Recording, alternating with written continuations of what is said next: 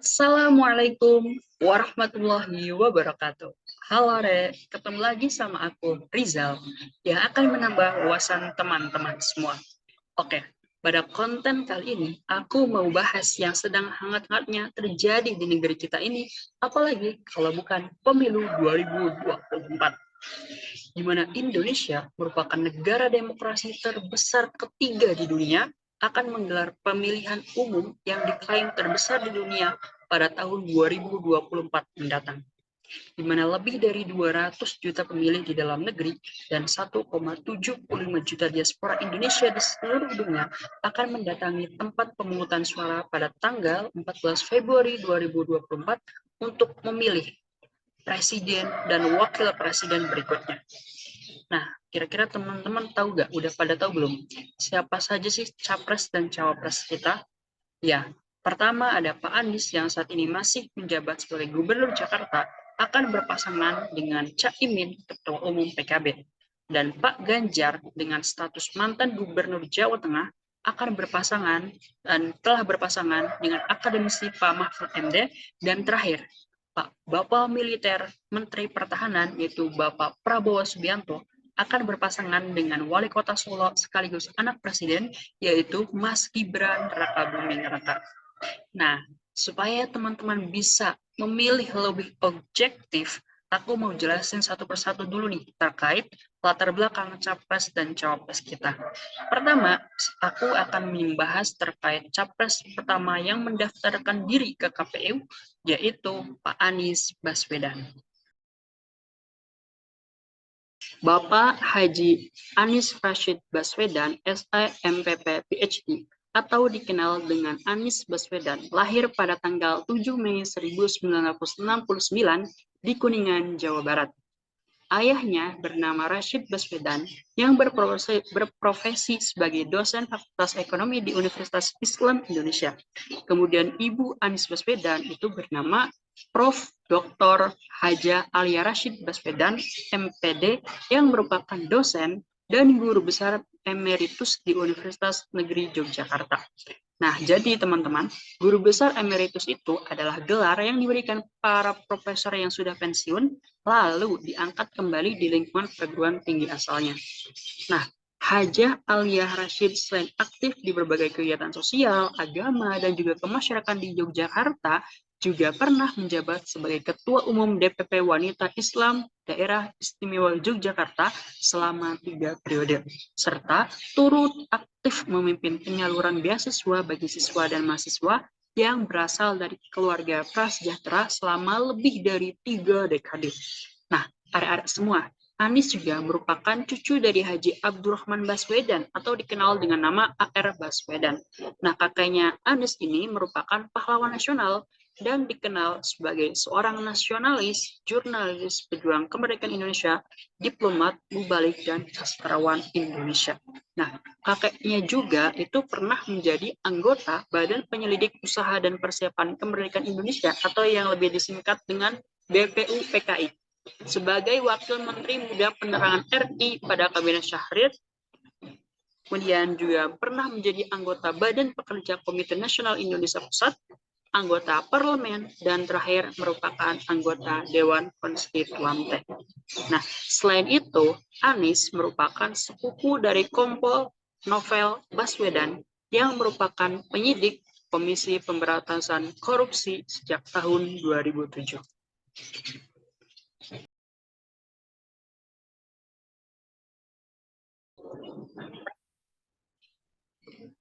Anies merupakan anak sulung dan memiliki 2 orang adik, yaitu bernama Ridwan Baswedan dan Abdillah Baswedan, di mana masa kecil Anies juga dihabiskan di daerah Yogyakarta. Pada saat usianya menginjak 5 tahun, Anies bersekolah di Taman Kanak-kanak Masjid Syuhada. Kemudian Anies melanjutkan sekolah dasar laboratori Kota Yogyakarta saat umurnya menginjak 6 tahun. Anies kecil juga dikenal sebagai anak yang mudah bergaul dan juga punya banyak teman. Kemudian Anies melanjutkan sekolah menengah pertamanya di SMP Negeri 5 Yogyakarta. Anies juga dikenal aktif di organisasi intrasekolah atau OSIS dan memiliki jabatan pengurus bidang hubungan masyarakat. atau Humas. Nah, setelah lulus, Anies melanjutkan studinya di SMA Negeri 2 Yogyakarta. Di SMA, Anies terpilih menjadi wakil ketua OSIS dan mengikuti pelatihan kepemimpinan bersama 300 pelajar ketua OSIS di seluruh Indonesia. Dari situlah Anies terpilih menjadi ketua OSIS seluruh Indonesia pada tahun 1985. Kemudian 2 tahun kemudian di tahun 1987 Anies terpilih mengikuti program pertukaran pelajar AFS dan tinggal selama setahun di Milwaukee, Wisconsin, Amerika Serikat. Karena program ini pula lah Anies harus menempuh SMA selama 4 tahun lamanya. Nah, saat kembali ke Yogyakarta, Anies mendapat kesempatan untuk berperan di bidang jurnalistik, di mana Anies bergabung dengan program Tanah Merdeka di Televisi Republik Indonesia cabang Yogyakarta dan mendapatkan peran sebagai pewawancara tokoh-tokoh nasional.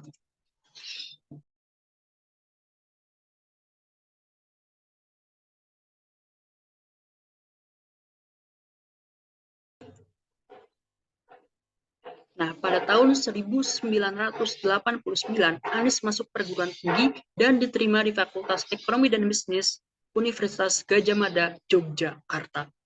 Anies tetap aktif berorganisasi dengan bergabung Himpunan Mahasiswa Islam atau HMI dan menjadi salah satu majelis penyelamat organisasi Himpunan Mahasiswa Islam Universitas Gadjah Mada. Nah, Anies pun pernah menjabat sebagai Ketua Senat Mahasiswa di Fakultas Ekonomi pada tahun 1992 dan turut membantu lahirnya kembali Senat Mahasiswa setelah dibekukan oleh Kementerian Pendidikan dan Kebudayaan.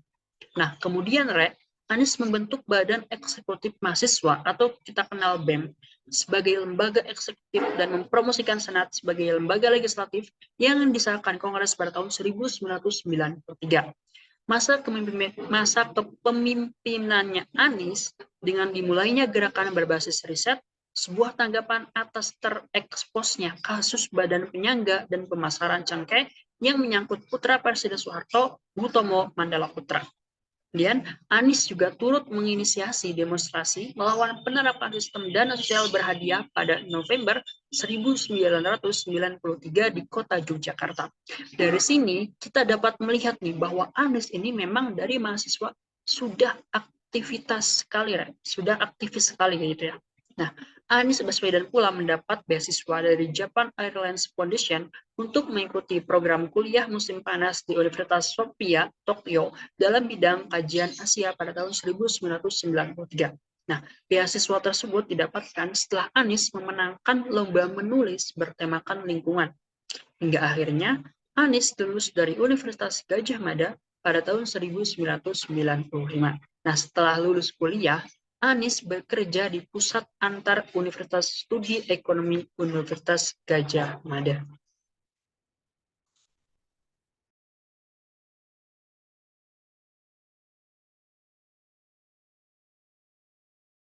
Nah, pada tanggal 11 Mei 1996, Anies menikah dengan Haja Ferry Farhati Ganis, SPSI, MSI. Istrinya merupakan akademisi yang menjadi sebagai Ketua Pemberdayaan Kesejahteraan Keluarga DKI Jakarta sejak tanggal 16 Oktober 2017. Anies dan Ferry Farhati dikarunia 4 orang anak, yaitu bernama Mutia Ra Anissa Baswedan, Mikail Azizi Baswedan, Kaisar Hakam Baswedan, dan Ismail Hakim Baswedan. Dan tak habis-habisnya menuntut ilmu, meskipun sudah berkeluarga pada tahun 1997, Anies mendapatkan beasiswa Fulbright dari American Indian Exchange Foundation untuk melanjutkan kuliah masternya dalam bidang keamanan internasional dan kebijakan ekonomi di School of Public Affairs Universitas Maryland, Amerika Serikat. Anies juga dianugerahi William P. Cole III Fellow di universitasnya dan lulus pada Desember tahun 1998. Nah, pada tahun 1999, sesaat setelah lulus dari Maryland, Anies kembali mendapatkan beasiswa untuk melanjutkan kuliahnya dalam bidang ilmu politik di Northern Illinois University, Amerika Serikat. Kemudian, kemudian Anies bekerja sebagai asisten peneliti di Office of Research, Evolution and Policy Studies di kampus dan meraih beasiswa Gerald S. Marinov Fellow, penghargaan yang hanya diberikan kepada mahasiswa NII yang berprestasi dalam bidang ilmu politik pada tahun 2004 saja.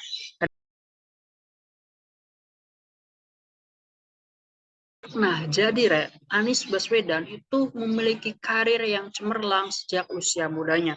Pertama, peneliti pusat. Setelah lulus S1, menjadi peneliti pusat antar Universitas Ekonomi Gajah Mada, Universitas Ekonomi Universitas Gajah Mada.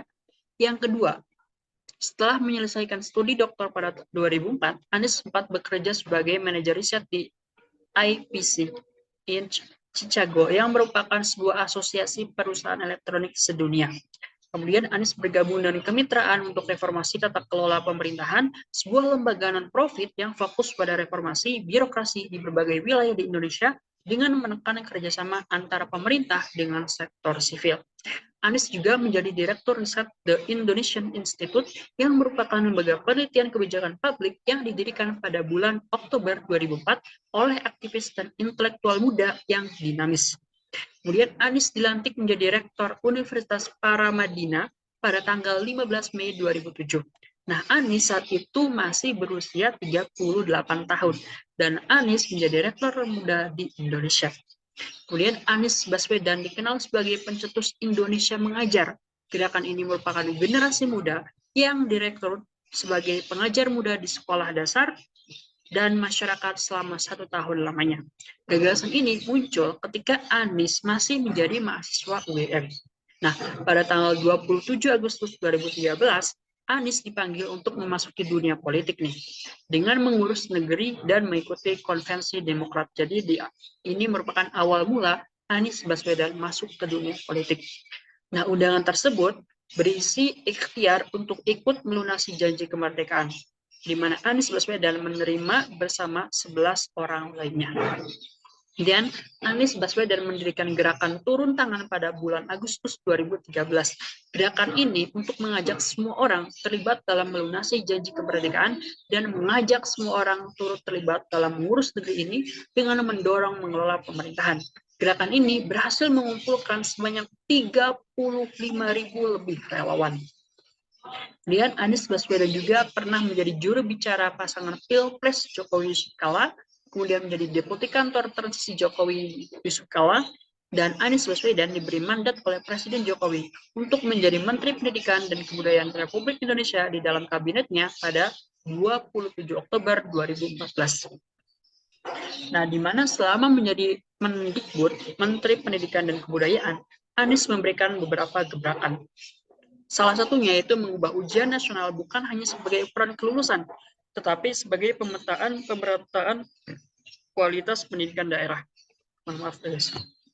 Oke, selanjutnya pada tanggal 16 Oktober 2017, Anies bersama Sandiaga Uno dilantik di Istana Merdeka sebagai Gubernur dan Wakil Gubernur DKI Jakarta setelah unggul dengan perolehan suara 57,96%. Nah, setelah resmi menjadi Gubernur DKI Jakarta, Anies membuat beberapa kebijakan, diantaranya DP 0, artinya program ini merupakan program bagi masyarakat Jakarta untuk memiliki rumah dengan uang muka yang ringan, bahkan tanpa uang muka sama sekali. Kemudian Anies membatalkan perizinan reklamasi 13 pulau di Teluk Utara pada 26 September 2018. Kemudian penyelesaian pembangunan Stadion Internasional Jakarta. Kemudian dalam rencana pembangunan jangka menengah daerah, Anies menerapkan program sumber daya air untuk pengendalian banjir. Dan saat virus COVID-19 memasuki Indonesia dengan adanya 2 pasien yang positif, Anies mengumumkan pembentukan tim tanggap COVID-19. Nah, dan di karir selanjutnya, akankah tercatat dalam biografi Anies Baswedan sebagai Presiden Indonesia ke-8? Bisa kita nantikan bersama di tahun 2024 nanti. Dan pastikan pilihan yang teman-teman tentukan sesuai dengan keinginan hati tanpa ada konfrontasi dari pihak manapun. Sekian dari aku. Wassalamualaikum warahmatullahi wabarakatuh.